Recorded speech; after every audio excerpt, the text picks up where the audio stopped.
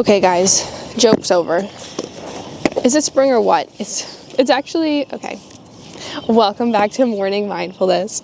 It's actually not that cold out today. I didn't even bring gloves. I think it's probably high 30s, 40s, but feels warmer than that. I'm just getting ready, putting these skates on, and then we'll get going.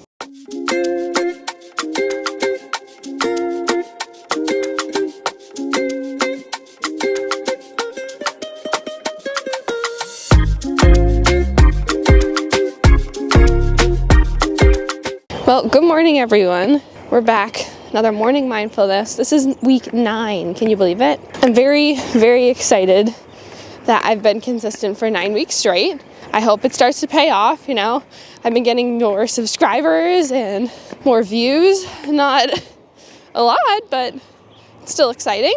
So this week, there's a few things that I've been thinking about that I want to be focusing on. The first thing, kind of like what I was talking about with consistency. It's just that you need to work hard for the things that you want. Not everything is going to fall right in the palm of your hand, although that'd be so nice. And I do wish that a lot of the times. I'm like, well, if it's meant for me, it'll find me. It'll come to me at some point. But, I'll use content creation as an example. You have to be consistent. You have to work hard and put your videos out there. It's not going to be one video and then all of a sudden you have 1 million followers and you're getting brand deals, It's just something you have to work hard for, you have to be consistent with. It's not gonna just fall in your hands. The universe rewards you when you put in effort. And so just being mindful of that.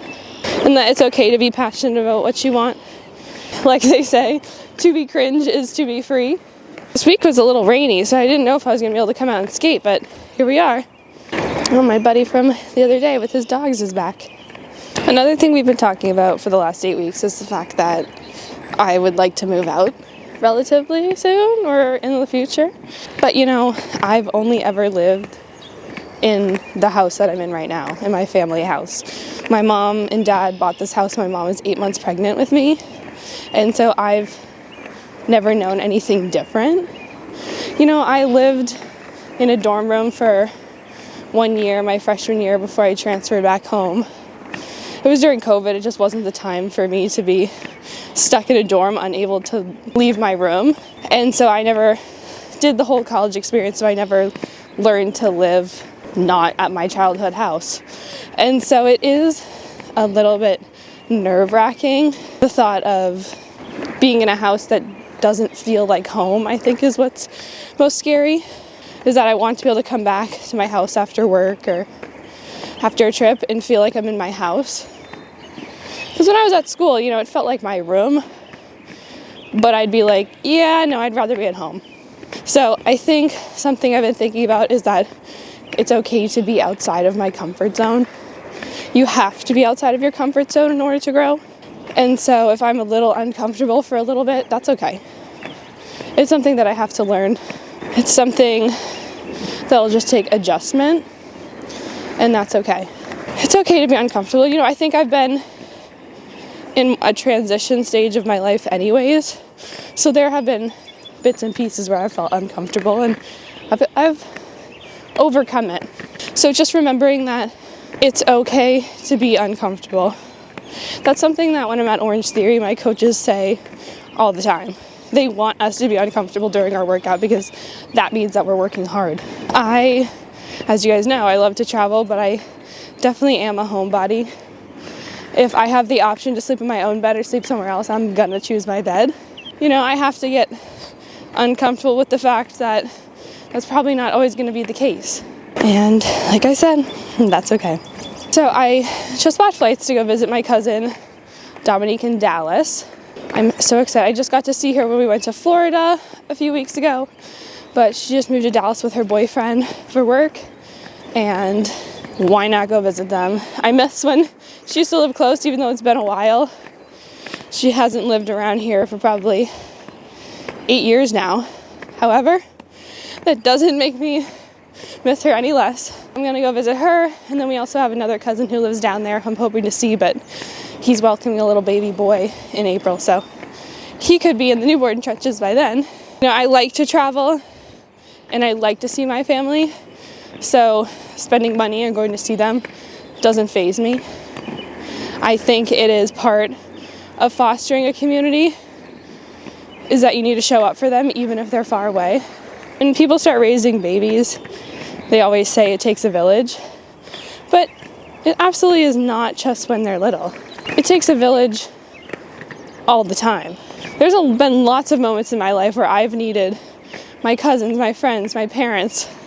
I've needed that village in order to help me get out of that really uncomfortable space that I was in.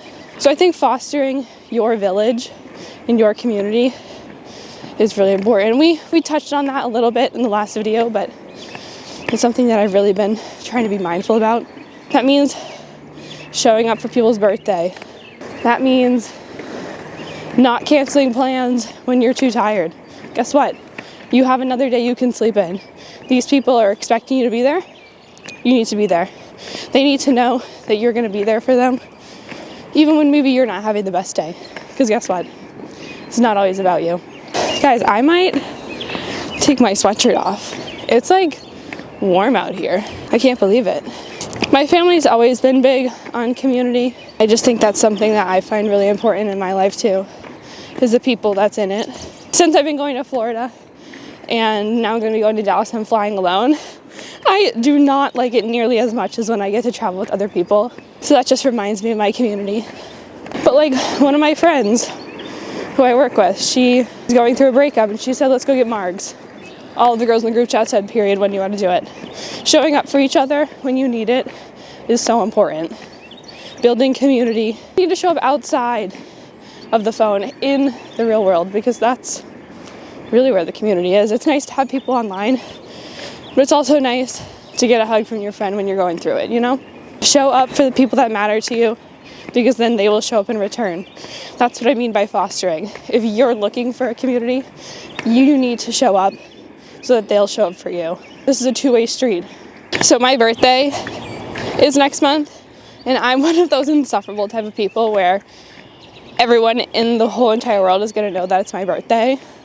I don't know what it is. I've just always loved birthdays. They just feel, they're your day. They feel so special. You know, you get to do whatever you want to do on that day. So last year we went out to a club and, you know, I like going out and dancing, but like, it's not my number one thing. But I wanted all my cousins to have fun. I wanted everyone to go out. So this year I decided that I'm going to host a dinner party. I love hosting because my family has always been the house that hosts. And so that's the one thing I look forward to the most about having an apartment is being able to invite people over to my house so I can host. And so I decided I wanted to host a dinner party with a bunch of my close friends and family, and I'm so excited. I decided I wanted it to be, you know, spring themed, like pinks and oranges.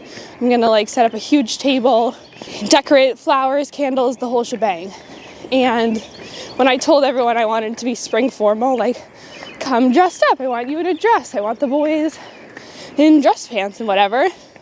Nobody even batted an eye. They were like, fuck yeah, dude. And that's what I mean by community. It could be a little random to get dressed up for something like this, but they knew that it would make me happy. So they said, absolutely, we'll do that for you. Because they are my community. They want to see me happy. They want to celebrate me, just like I want to do the same for them. And so even if that means getting dressed up on a random Friday in April, they said, hell yeah, dude. That's what you want for your birthday. That's what we're going to do. So I'm so excited. I need to order a dress still. Also, community. Talking about this guy with his dogs that I've seen the last 3 times I've skated. He's so sweet. He was asking me about my drone, my camera, and he's got 2 little dogs that are so sweet. Just being nice to those around you, wishing them a good day, offering kindness instead of the cold shoulder when they try to talk to you. That's all people ask. A little human decency, you know? Guys, I'm literally sweating. I was complaining this morning, but spring is fucking here, dude. Maybe soon I'll be able to wear just a sports bra when I come out here and skate in the morning. Should we do a little trick? We'll do a cartwheel. I don't know, I'm feeling a little wiggly wobbly today. Let's see.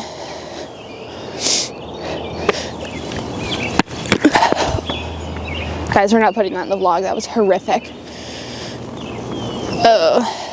So this week, we're going to work hard for what we want. It's not always going to fall in the palm of our hands like we want it to. 2, it's okay to step out of your comfort zone. It's okay to be uncomfortable. But it's also important to foster the community that you're with so that you can get through those uncomfortable phases, so that you can work hard and have that support system that you need. Make sure that you are showing up for the people in your life, because they will show up for you in return. Like always, drink your water, eat your food, get out and exercise.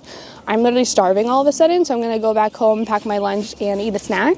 But I just want you to embrace that spring is here. That means change is coming. That means it might be uncomfortable for a little bit while you're getting the rhythm of this season, and that's okay. Being uncomfortable is what fosters change. And so if you're looking for a change in your life, embrace that uncomfortable time. Thank you so much for being here again. I hope you enjoyed morning mindfulness number, God, I have no idea, but I hope you enjoyed this week's morning mindfulness, and we'll see you next Sunday. Whoa, my God.